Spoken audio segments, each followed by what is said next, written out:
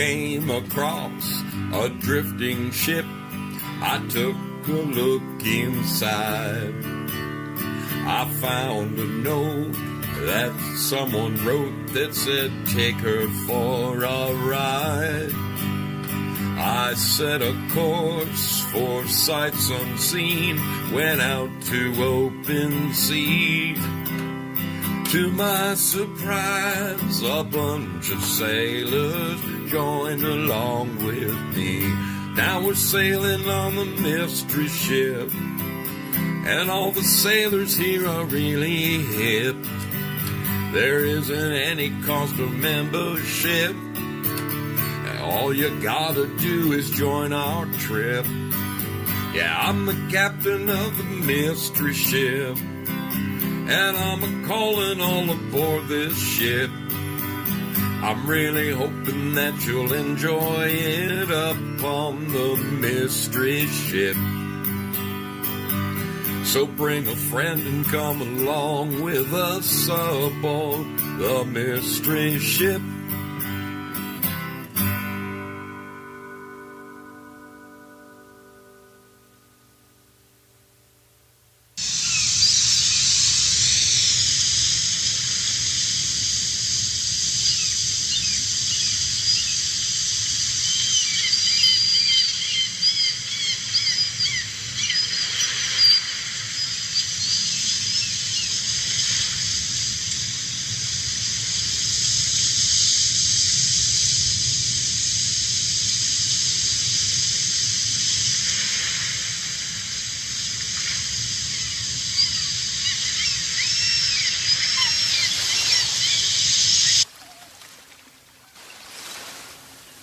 Why is it that I have to have these last-minute tweakings going on?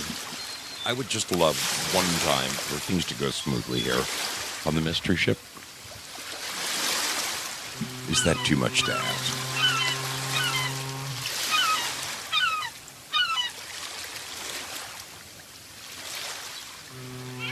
Getting a quick look around the horn. Let's have a look at you, people. Let's have a look at you, and there you are. Which means, if I'm here, you must be here, right? If I'm here, you must be here. Let's get those waves down to a comfortable, just barely in the background kind of sound. How we doing out there, my friends? It is your brother Zoe coming to you on yet another Sunday. Yet another Sunday for a Sunday night ride upon the mystery ship. I want to thank my dear brothers over there at Three Beer Men for sitting over throngs of folks. Good to see you all. Thanks for making the journey over from one end of the foxhole to the other. Holy smokes, we got no shortage of freaking people over there. Thank you, boys. Thank you kindly. Clearly, I want to cast the blame for my show being 7 minutes late tonight, clearly on the shoulders of the Three Beer Men. You know, every now and then they come up with a topic so fascinating I can't pull away. I'm sitting there watching and you're just checking the time every, Next thing I look over, it's like 6:05. I'm like, oh, crap! So, great content tonight, gentlemen. I love nostalgia and retrospect. What can I say? It's, looking forward. You need to look back in order to be able to look forward with the proper lenses. If you don't, you will lose sight of what the hell's going on, because history just repeats itself. Man, oh man, oh man. It is wonderful to be here. Let's get a quick look around the horn. Okay, we are definitely live at the new and improved Pilled Foxhole, a mere 6 or 7 seconds behind real life. Most impressive. The Mats have done it again. We are live over there at Rumble, and we have warm bodies over there. Good to see you, Rumblers. Thank you for being there. Let's see how we're doing over at YouTube. We've got tubers. We are absolutely tubing it right now. We're getting tubed. Are my lights on? Yes, my lights are on. Duska's on. Everything's on. Good. Just something looked funny in the background there. Good to see you over there. Let's check in at Twitch. See if we're twitching that itch. Mm-hmm. Mm-hmm. The biggest screen in all of Hollywood. There it is. Matty F&B. How you doing, my man? Good to see you. Fantastic. Last but not least, never least, are the champions. And I'm talking about the folks, the nice folks over there. Yes, the incredible folks over in Lemon Land, D Live. I hope you're all playing your little festive little spin party there at the top of the page. You see that little thing where you can spin away and win lemons and stuff? I've been spinning and spinning and spinning, and I never win more than one lemon. But hey, it's something to do. Gives you something to do. Let's say our hellos to the champions, and then we'll back up again. John Rogers is in the house. Peggy Dancer is with us. Nice to see you, Becky. Jayla17 in the house. Sleeping Stars, what are you doing? How are you doing, kiddo? Keep an eye on your mailbox. Glad you sent me the correct address. Syllabor is with us. Jayla17. Man, oh man. Spudley in the house. Val Kimber. Lynn Winters. We got them all, people. We got all. I'm seeing everyone except Gloria, and I know what she's doing. Amethyst Cat is with us. Here, kitty, kitty, kitty, kitty. Good to see you, kiddo. And Artist61. Yes. Holy smokes, man. Does it get any better than this? Willie Fix It in the house. Madness Comic Network. And I saw a new sailor, Christopher something. Christopher, welcome aboard. Bad Zoot, did I mention you? Yes, there you are. But of course, wonderful. Wonderful. The champions are here and ready to take on the world. They are indeed. Over at YouTube, I'm seeing my buddy Top Hat Jack. He is hanging out. And there are others. They're just not chatting, but that's okay. That is okay. We are definitely live at Twitch. We are live at Rumble. We've got 9 Rumblers right now. Thank you, Rumble. Thank you. And, of course, to the home of free speech in America, I'm talking about Pilled Foxhole. Pilled.net. And once you're signed up for your free account at Pilled.net, you can then go to thefoxhole.app and crawl into that cozy little bunker with your friends and get all warm and cushy. Wonderful to have you all aboard. Let's see who we've got hanging out over here. Crazy Chuck with a K is in the house. Willie Fix It is with us. Girl Patriot, of course. Nice to see you, my dear. Purple Pixie is in the house. Lizzie B. Spaz O. Yeti. Good to have you. Giuseppe. Giuseppe. Little Italian girl. Well, she married an Italian anyway. Good to see you, kiddo. And Daisy Gurley. Mrs. Green Thumb. Maddie's mom. How are you doing? Hope you are healing up nicely. Hope you are healing up nicely. Sigurd in the house. No shortage of sailors over in... Thank you, Giuseppe. Thank you for that. Merry Christmas cookie right there. Madness Comic Network also checking in on the other side of the pond. Judah 69er. SDRSR. Sidzer. I always like to try to make names out of it. Lofus 23. Nice to see all you guys. Fixin' Time. So many people over there. America Rising Media. Wow. Check that out. Bruce Q. Wayne, my brother. One of the beer men. One of the beer men, Mr. Zoe. Mr. Zoe. It's Mr. Zoe. Not to be confused with Zoso Dude. But we're brothers joined at the hip. I'm sure of it. I'm sure of it. Wonderful to have you all aboard this evening. I am Zoso Dude. Zoso Dude 77. I come to you from a little corner of a garage here in Medford, Oregon. I'm just barely over the Southern California border, just enough to call myself, the Northern California border, just into Oregon far enough to call myself an Oregonian. But you can call me anything you want. Good to have all of you aboard tonight. We're going to do our own little bit of retrospection this evening. It's an amazing thing. It's an amazing thing to look back. If you don't, you could lose sight of what's coming up. Due diligence in the house. Good to see you, my brother. Was hanging out at Double D's earlier today. Really a really interesting show right there as well. Safety Net, we all know that Lynn Winters is masquerading in both two shows, two platforms at the same time. Q&A holes in the house. Good to see you. Badfish. Good to have you. You guys know me. I'm a builder, right? I build things for a living. That's what I do. I'm always fascinated by new construction. I got sent an email yesterday, or a text from one of the guys I work with yesterday. And it just so happens that last week,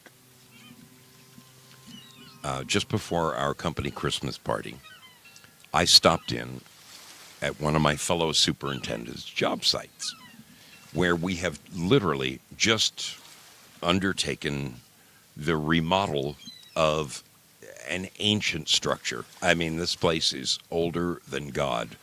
And talk about lousy foundation, settling, all that stuff. The first thing that they did was gut the inside, right? They stripped everything down to the bare studs so they could see what they have.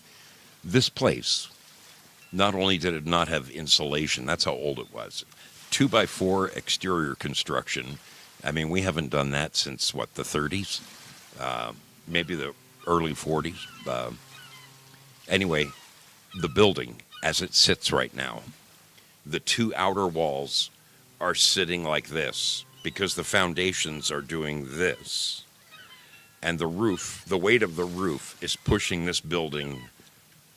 I mean, honestly, I could grab the walls and shake them, and I could probably rattle that thing to the ground with my bare hands. So my buddy, who's the superintendent on that job, I said, what are you guys doing with this thing? Because I'm, you know me, I speak the truth, and a turd once polished is still a turd. And he's, of course, started laughing, and he said, yeah, we got the structural engineers involved, and they took one look at this thing and said, this is, if the big bad wolf came by and gave a couple of blows, this thing would be on the ground. And it really would.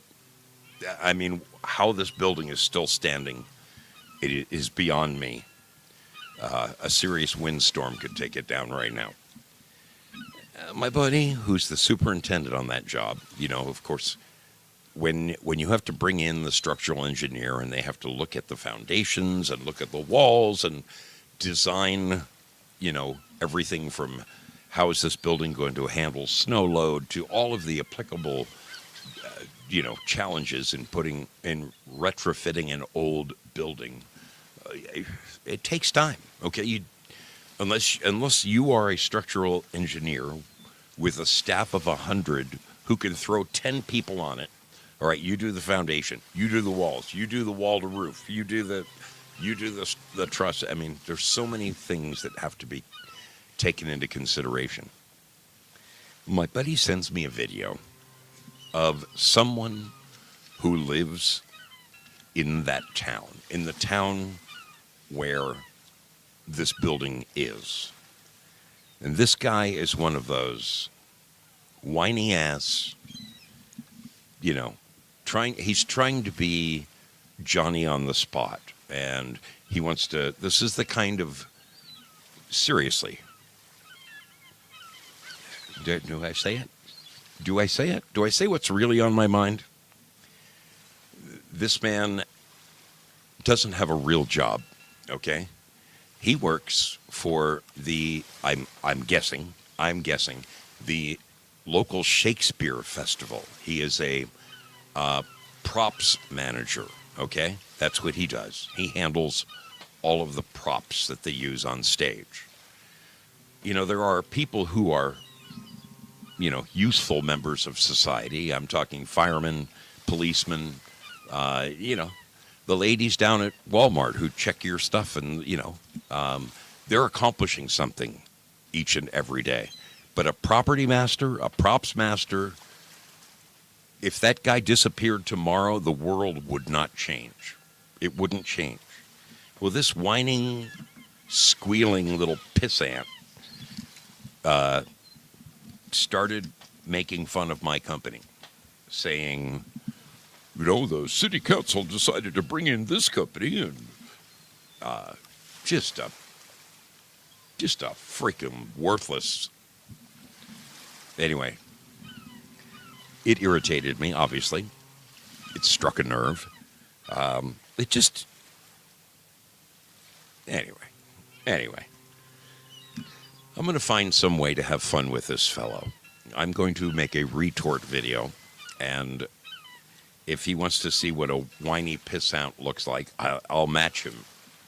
Wine for wine, except he'll come out on the losing end.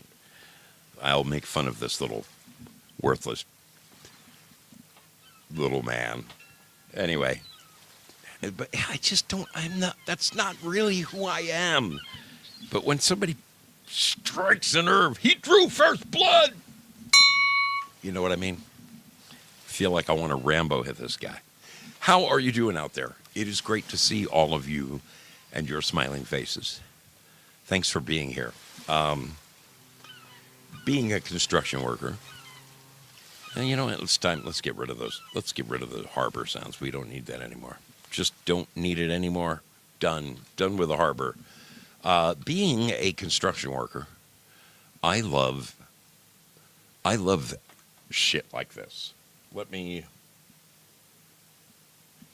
bring you into a little bit of my world, okay? One of the things you're looking at here on the screen, let me put it on the screen for you. Yes, let me put it on the screen.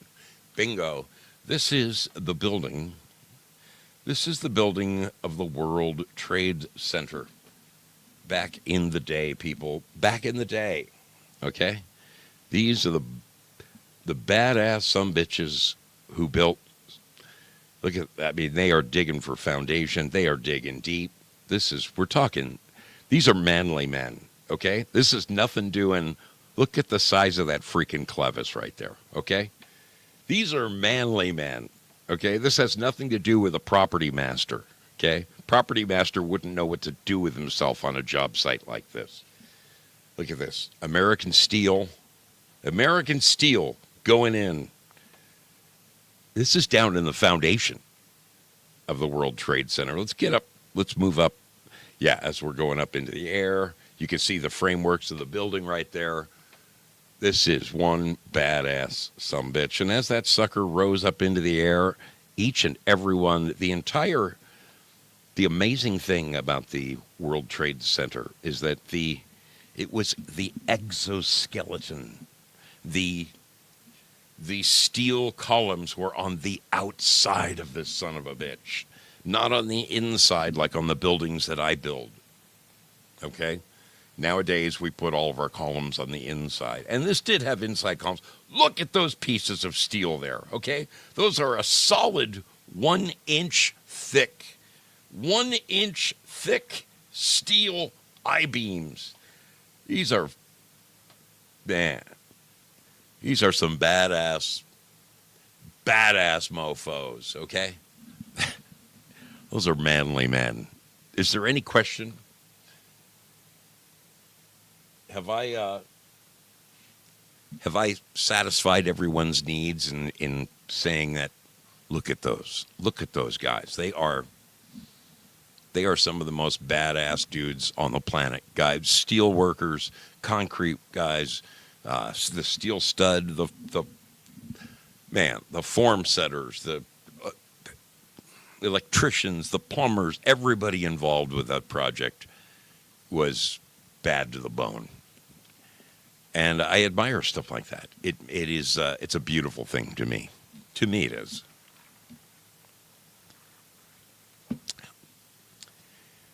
I remember very shortly after they finished the World Trade Center. I want to say it was 1970. Don't hold me that, but it was somewhere right in there because literally they were finishing them. I remember my dad and my uncle talking about them. This was the biggest. My dad worked in New York, and he and my uncle. I mean, this was the World Trade Center was an amazing undertaking at its time. At the time they were built, they were the tallest structures in the world at that time, and not only one of them, but two of them side by side, 140 feet apart. Pretty amazing thing. It just so happens, there's a little Frenchman from across the pond got a look at those towers going up. Let's see if I have him.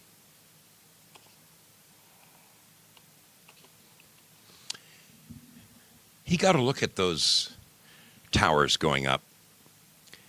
25-year-old guy. Crazy son of a bitch. Absolutely crazy son of a bitch. He got a look at those towers going up, and he said, man, I want a piece of these things. I want a piece of these things. And his dream was to walk from one of the towers to the other. 1,350 feet up in the air. He accomplished this by making friends with someone who worked in the South Tower, and he bullshitted his way into the North Tower, saying he was a construction worker going in with hard hats and carrying the heavy cable and everything, and just a ballsy son of a bitch. They don't, I promise you, they don't make men like this anymore, okay? The props master couldn't shine this guy's shoes. Couldn't shine this dude's shoes. This guy took a, that man was Elton John. You're funny. You're funny, Val Kimber. This guy took a bow and arrow, and he shot an arrow with a rope on it over to the other tower. The guy tied the cable on, and they pulled it back, and they secured it. And like 7:15 in the morning, this guy went across, and he made 4 trips back and forth from tower to tower, which is an impressive. I mean, 1,350 feet. Okay? Imagine that, right? That's damn near a quarter of a mile up in the sky. And he did all kinds of stuff like laying down on his back, and he was saluting the people down below, pointing up to him and all. This to me is pretty cool. I remember the phone call between my dad and my uncle. My uncle was still back in New York, and my dad we had moved to California. I think it was 1974. That's why we're doing it today. It's been 50 years. My dad and my uncle are talking, and my uncle's like, this crazy son of a bitch, he's up there, walking between the freaking 2 buildings. It was a very, very big deal.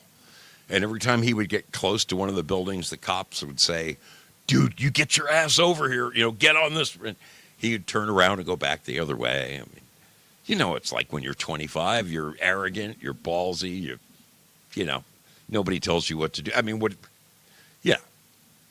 pretty ballsy stuff. Well, they made a movie about this guy. They made a documentary about this guy. And it's been years. It's been years since I've seen it. It's called Man on Wire, which I believe the New York police, when they arrested him, and they said under the heading of what was his crime, they wrote the words "Man on Wire," and that became the name of the documentary that that shows just how crazy this sumbitch is. or was, or is. He's still alive. This guy is still alive. His name is Philippe Petit. I don't think you say petite. I think it's petit, or I don't know. I don't speak French. I do not speak French.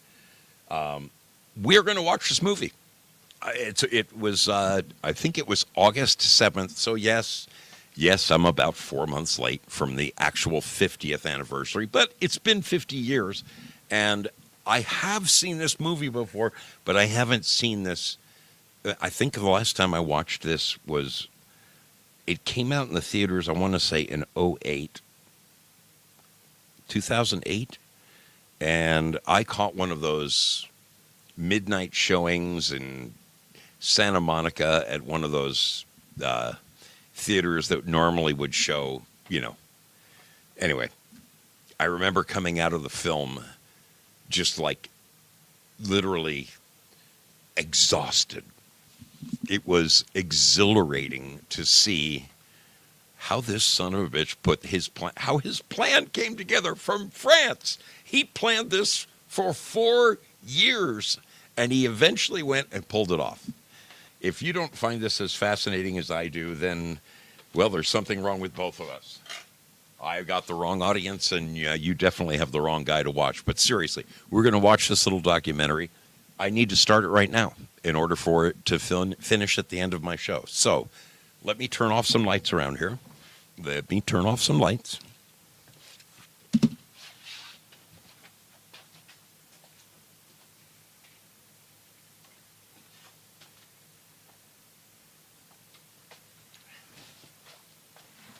All right. Now, I'm hoping that the last time I went to play a movie, if you guys recall, YouTube wasn't working with me. I'm thinking I have circumvented them this time. I'm hoping that I have. If not, we will make adjustments. Yes, we will. In the meantime, we're going to give this a try, okay? The name of this movie is Man on Wire, and it is the story of Philippe Petit and his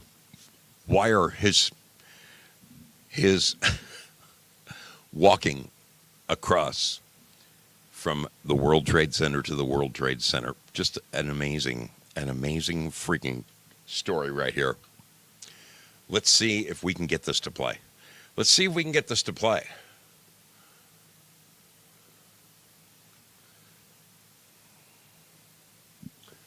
All right, so once again, YouTube is not cooperating. But, as you know, your brother Zoe has alternative measures. So we're going to go this way. I'm going to go to my camera. Whoop. Deactivate. Activate. There we go.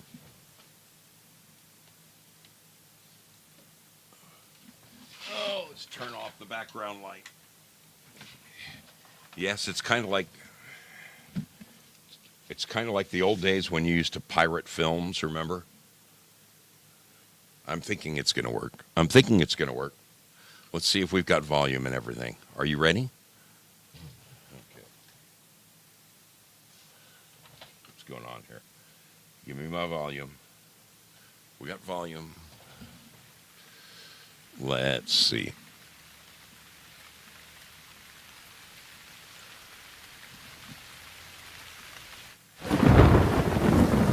In the middle of the night, I have almost like a nightmare. I wake up and I had forgotten to nail shut the crate. So I go there and it was raining. I must have woke up the whole neighborhood, It was not closing the box, it was nailing the coffin. I am nailing the coffin, I see it as that. Why this expression, why this thought? Well, maybe death is now looking through the golden frame of this dream, and now reality is going to maybe choke me to death. Does it make any sense to conduct surveillance when somebody knows about it? So now I am Tuesday, the 6th of August. Donc c'était tendu, mais on était excités, on avait hâte que ça commence surtout. Tout était prêt. The Secret Service did maintain surveillance. They did so for security reasons, and I will not go beyond that. I have never obstructed justice. And I think, too, that I could say that in my years of public life, that I welcome this kind of examination, because people have got to know whether or not their president's a crook. Well, I'm not a crook. I've earned everything I've got.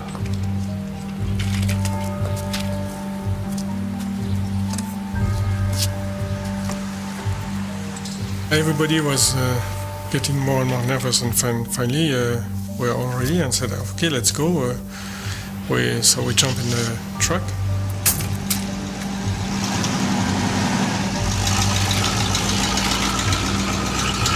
We're not going to die, we're going to live.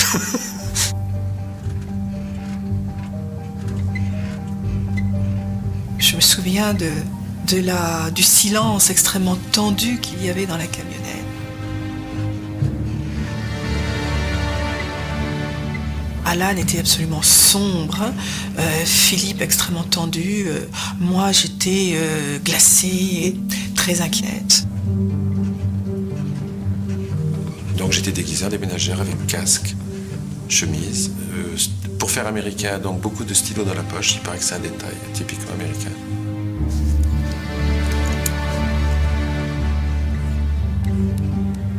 I was going to be on the crew in the South Tower. We were going to go at closing time with a big hamper with all the gear in it. And there were going to be some guys in the North Tower dressed for business with much less gear, an architect's tube, and I believe that was holding the bow. There's electricity in the air between Jean-Louis and Albert. I can read it in Jean-Louis' face. He doesn't trust Albert. I had a bad feeling there's something wrong with this guy. He's not at all on the same track that we are. Fear was in the air. I assumed that even in the best possible situation that we were all going to be arrested. There was no doubt of that. I can't imagine how they didn't feel the same way. I felt that the horizontality of driving through the streets of Manhattan suddenly became slant. I was on the ramp. I was being engulfed by the monster. Et Philippe me dit, je sais ce qui va se passer. On va rentrer, on va se faire prendre. It was suddenly not a dream anymore. It was tangible. Il ne pourrait pas continuer à vivre sans avoir essayé au moins de posséder ces tours-là, parce que ces tours étaient devenues à lui. C'était comme si elles avaient été construites pour lui d'ailleurs.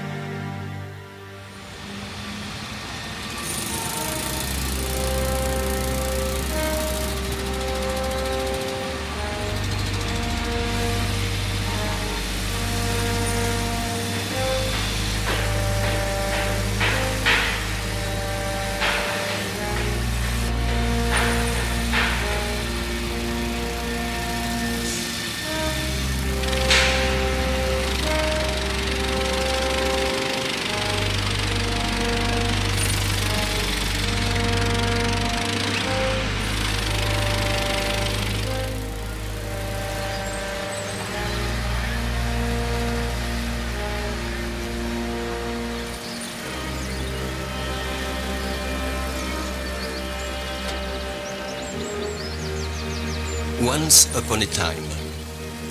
Now that's how you start fairy tales. And actually my story is a fairy tale.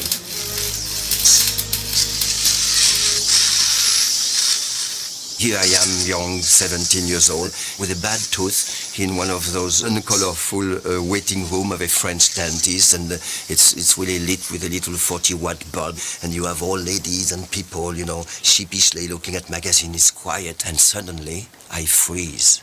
Because I have opened a newspaper at a page and I see something magnificent, something that inspires me. I see 2 towers. And the article says one day those towers will be built. not even there yet. And when they are, they will become the highest in the world. Now I need to have that, this little tangible start of my dream, but everybody is watching, but I need that page, and so what I do is, under the cover of Sneeze, I tear the page, put it under my jacket, and go out. Now, of course, I would have a toothache for a week, but what's the pain in comparison that now I have acquired my dream? Usually when you have a dream, the object of your dream is tangible, it's there, it's quixotic, but it's there, nagging you, you know, confronting you.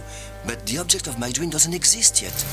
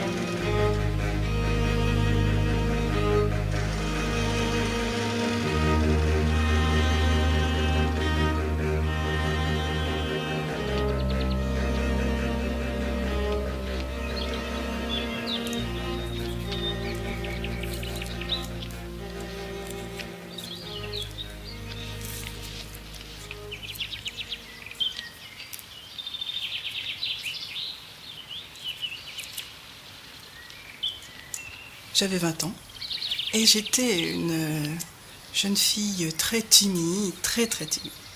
On voit qu'il est tordu minablement.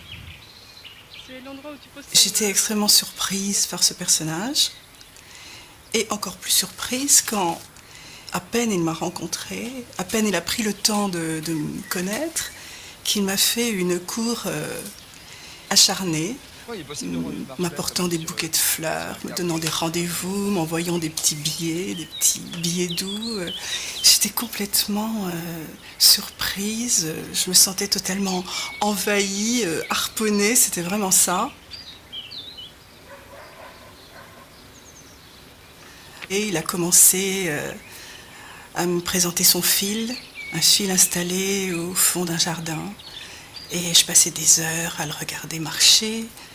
Il n'avait pas encore beaucoup d'expérience, il était vraiment au début de sa vie de funambule.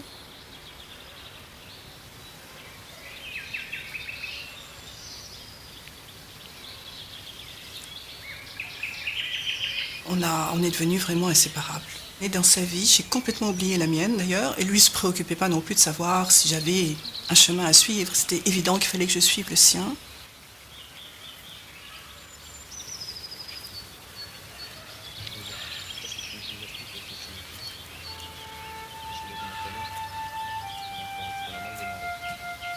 Annie, who knows me better than everybody.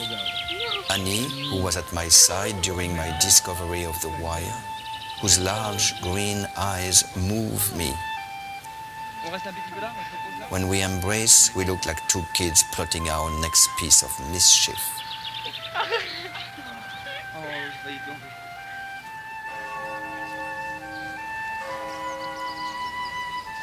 I started as a young, self-taught war worker to dream of not so much conquering the universe, but as a poet, conquering beautiful stages.